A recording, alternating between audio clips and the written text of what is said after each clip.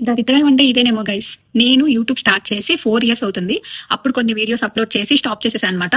Due to some other reasons, insecurities వల్ల stop చేసేసాను. But recent గా 30 days బ్యాక్ నుంచి ఏదైతే అది అయింది, ఎలా అయితే అలా సరే చూసుకుందాం అని చెప్పి ఇంకా అప్లోడ్ చేయడం స్టార్ట్ చేశాను. అంతా మొత్తం ఓకేలే చూసుకుందాం అని చెప్పి మొత్తం స్టార్ట్ చేశాను. కరెక్ట్ గా ఎగ్జాక్ట్ 30 days అయింది అంతే. ఎస్టర్డే August 10, 2026 గూగుల్ అయితే పెద్ద అప్డేట్ తీసుకొచ్చింది. ఏంటంటే ప్రెసెంట్ ఉండే మానిటైజేషన్ రూల్స్ ఏంటంటే యూట్యూబ్ కి 4000 లాంగ్ అవర్స్ ఉండాలి, లేదా 10 million షార్ట్ వ్యూస్ ఉండాలి, అండ్ 1K+ సబ్స్క్రైబర్స్ ఉండాలి.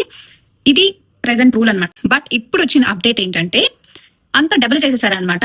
1000 సబ్స్క్రైబర్స్ మాత్రం okay, but long watch hours ఏదైతే ఉందో అది 4000 to 8000 చేంజ్ చేశారు.